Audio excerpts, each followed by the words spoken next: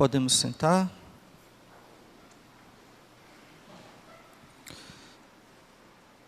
Caríssimos fiéis, Obrigado.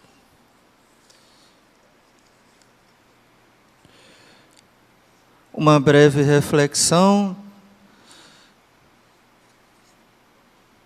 catequética, hoje sobre as notas da Igreja. A Igreja que é una, santa, católica e apostólica.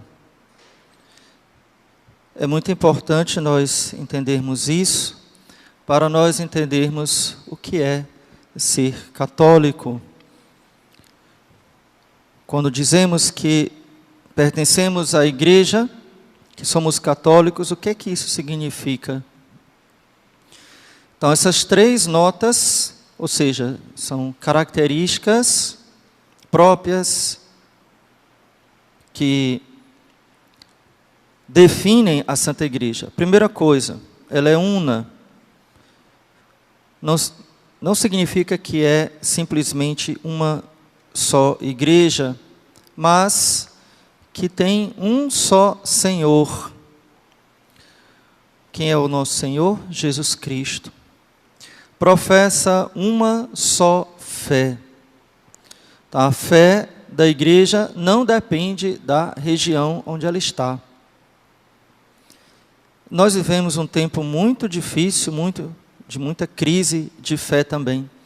E alguns, inclusive pastores, tentam como que localizar a fé. Não, mas aqui é diferente. Não, mas aqui na Alemanha é diferente. Não, mas aqui na Amazônia é diferente. Não, é um só Senhor e uma só fé. A mesma fé que vale para Pádua, vale para a Amazônia, vale para os Estados Unidos, para a Austrália, para o Japão, para a Alemanha. O que é pecado aqui, é pecado lá também. E o que é verdade aqui, é verdade em qualquer lugar. Então, uma só fé. A igreja não depende da opinião e nem das loucuras pastorais, assim denominadas, de alguns que tentam deslocar a fé. Nasce de um só batismo. Nós vamos ouvir hoje na epístola, São Paulo fala exatamente essas coisas, uma só fé e um só batismo. Ela forma também um só corpo, vivificado por um só Espírito, que é o Espírito Santo. Em vista de uma única esperança. Qual é a nossa esperança? A única esperança da igreja é o céu. Nós não temos esperança de mudar o mundo inteiro. Nós não temos esperança de salvar as árvores da Amazônia. Nós não temos esperança, do que seja até bom neste mundo. A esperança cristã é a vida eterna. Essa é a única esperança cristã. No termo da qual todas as divisões são superadas. Então, esta é a unidade fundamental da igreja. Então, nisso ela é una, de forma que, em qualquer parte, em qualquer lugar que nós estejamos, nós somos sempre católicos, e em qualquer igreja em que a gente entre, deveríamos escutar a mesma doutrina, porque temos todos a mesma fé, consequentemente também a mesma moral. Porque somos todos batizados com um mesmo batismo. A segunda nota da igreja, a segunda característica fundamental, é que ela é santa. E quando nós falamos que a igreja é santa, sempre vem a questão: mas como é que a igreja é santa se tem tantos pecados? E aqui nós devemos reafirmar a nossa fé de que pecadores somos nós, não a igreja. Porque Deus é o autor da igreja. Deus é santo, Deus é santíssimo. Cristo é o esposo da igreja. por ela se entregou para santificá-la e vivifica o Espírito da santidade, que é o Espírito Santo. Então, nós somos pecadores, e muito pecadores às vezes, mas a igreja permanece e permanecerá sempre santa por causa do seu autor, por causa do Espírito Santo, que é a sua alma. Mas não só isso, a igreja também é santa porque tudo que há nela leva à santidade. A fé, a palavra de Deus, a tradição apostólica, os sacramentos, tudo leva à santidade. Ela é também santificadora. Então não existe uma ação divina na igreja que não leve à santificação. Esse é o objetivo da Santa Igreja. Como modelos de verdadeiros católicos, nós não temos os pecadores, nós temos os santos. As pessoas, quando alguém comete um escândalo, um padre ou um bispo, geralmente as pessoas olham mais para o clero, não veem também os leigos. Mas quando, e até justo, né, porque é quem está na frente, então quando se comete algum escândalo, o mundo aponta, diz, olha, está vendo como é que a igreja prega isso e faz isso? Prega a castidade, olha aquele bispo, olha aquele padre. Só que aquele bispo, aquele padre, não é o modelo de católico. O modelo de católico são esses que estão nos nossos vitrais, nas nossas imagens. São eles. Eles viveram a fé verdadeiramente. Então, a igreja tem como testemunho dessa sua santidade os santos. E esse é o maior grau na hierarquia da igreja. Então, muita disputa, quem é que... Aquela disputa de poder, assim, o mundo entende como sendo mais poderoso, tendo algum cargo, porque é assim no mundo.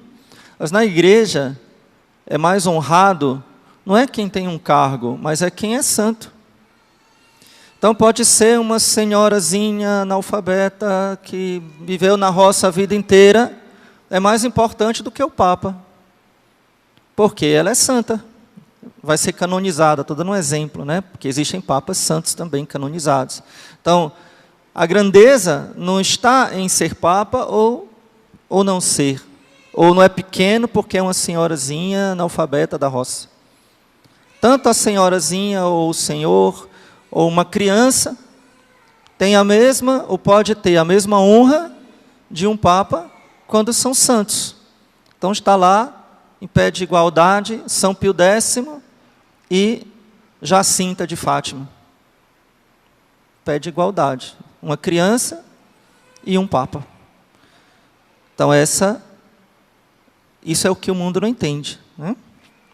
Porque vem sempre a igreja como uma organização humana, e não é. Em terceiro lugar, a igreja católica, e essa palavra é importante, que a gente toma essa palavra como a palavra que a gente usa, nós somos católicos, mas cuidado para não confundir essa palavra com denominação de seita. Eu já vi as pessoas colocando assim, eu sou da, como é? ICAR, Igreja Católica Apostólica Romana. Não diga isso não, você não é de seitazinha de fundo de quintal não, você é da verdadeira igreja. Então, católica não é o nome da nossa seita, senão estava uma placa lá na frente, Igreja Católica Nossa Senhora de Fátima, não é isso. Católica significa que nós temos a totalidade da fé. Católica significa que ela é universal. Toda a fé verdadeira, e não só um pedaço da fé, está na Santa Igreja. Também ela tem à sua disposição e administra a plenitude dos meios de salvação.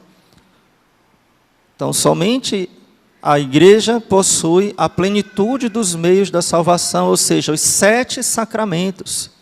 A palavra de Deus corretamente interpretada, a hierarquia, a sucessão apostólica, a tradição.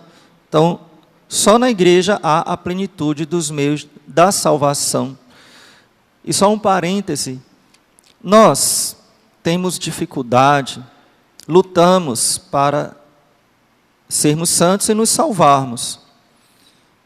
Mas nós temos a confissão, nós temos a comunhão, nós temos Nossa Senhora, nós temos a fé, nós temos a Eucaristia, sobretudo. Se com tudo isso ainda é difícil, agora imagina você estar numa seita de fundo de quintal, que não tem Eucaristia, não tem Nossa Senhora, a Bíblia cada um faz da sua cabeça. É meio complicado, né? Duvido muito. Mas rezemos pela conversão dos hereges. Então, a igreja é católica também porque ela é enviada a todos os povos e dirige-se a todos os homens. Então, não é para deixar o budista ser budista, nem o maometano adorando Maomé ou sei lá quem. A igreja ela é chamada a todos os povos, a salvação é para todos. E se na igreja existe a plenitude da salvação, eu não posso deixar os outros se perderem, é falta de caridade, gravíssima falta de caridade, ver o irmão no erro e não corrigi-lo. Então, não é para deixar a pessoa adorando o Pachamama, não, porque ali é um ídolo. É um falso Deus, e São Paulo diz que os ídolos são demônios. Os ídolos são demônios. Então não é para deixar a pessoa na ignorância, no erro, na falsa religião, nas suas danças, nas suas macumbas, nas suas crenças, que são todas falsas, todas erradas. A igreja é católica porque ela deve levar a fé a todos os homens sem distinção. Levar a fé não significa impor a fé, nem matar as pessoas. Não, amar as pessoas, levar pelo testemunho da nossa vida, mas ao mesmo tempo sendo fiéis a Cristo e não nos misturando e não cedendo a nossa fé para agradar as pessoas. Diz o catecismo, por sua própria natureza, missionária. Por fim, a igreja é apostólica, está edificada sobre o alicerce duradouro, que são os 12 apóstolos do Cordeiro. Então, Jesus disse aos apóstolos: quem vos ouve, a mim ouve. Jesus também deu aos apóstolos uma promessa: estarei convosco todos os dias, até o fim do mundo. Não é até Lutero se rebelar, não. Até o fim do mundo. Ou nós acreditamos em Jesus, ou nós acreditamos que a promessa de Jesus falhou, então tem que se inventar outras igrejas. A igreja é apostólica e continua na sucessão ininterrupta dos apóstolos, que são os bispos. Os bispos são os sucessores dos apóstolos, não pelo título. Preste atenção, não é um título. Por exemplo, sai um prefeito, vem outro, recebe um título. Mas não é isso, não. A transmissão hierárquica é sacramental. Um apóstolo, impôs as mãos sobre um homem e fez dele um bispo. Aquele bispo impôs as mãos sobre outro homem que fez ele outro bispo. Então, o Espírito Santo, o sacramento da ordem, foi passando, de forma que se a gente fizesse retroagir, quem foi que ordenou o bispo Dom Fernando? Foi o bispo tal. Quem foi que ordenou o bispo que ordenou Dom Fernando? Foi outro. E vai indo, você vai chegar lá nos apóstolos. Não tem quebra. Ninguém recebe uma carta, agora você é bispo, um diploma, agora você é bispo. Não. E assim também o sacerdote, né? Ele não nasce padre, nem recebe um título, ele é ordenado. Então, por isso que existe apenas conosco a sucessão apostólica. Também ela é indestrutível, promessa de Cristo. As portas do inferno não prevalecerão contra a igreja. Já tentaram muitas vezes e continuamente na história destruir a igreja, matando os fiéis. Por exemplo, era o método mais rápido do Império Romano, era o método de escravizando os fiéis, o método dos muçulmanos. E um dos métodos mais eficazes que tem sido usado nas últimas décadas é contaminando a fé dos fiéis com a ideologia marxista, por exemplo. Mas não adianta, só um recadinho de Jesus: as portas do inferno não prevalecerão. Podem abalar, mas vencer não. Então, a igreja é indestrutível, uma outra palavra que se diz é indefectível.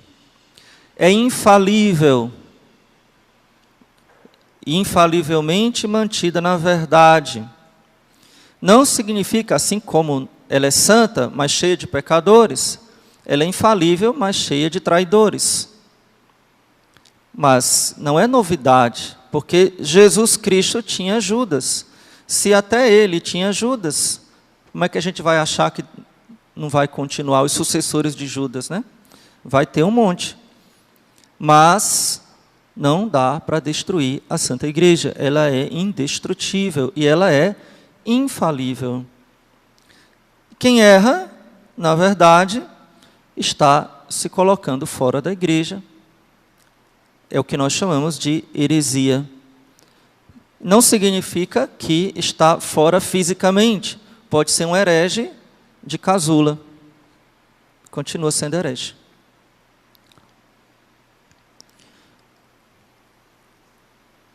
Cristo é quem a governa por meio de Pedro e dos outros apóstolos. Pedro, que é o Papa, e os outros apóstolos, que são...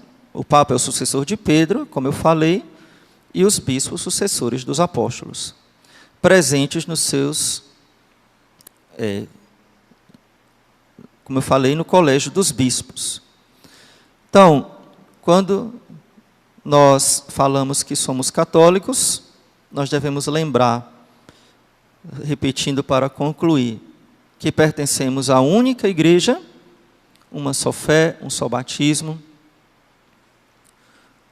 Essa igreja que é santa, porque santo é o fundador e o Espírito Santo é aquele que a anima.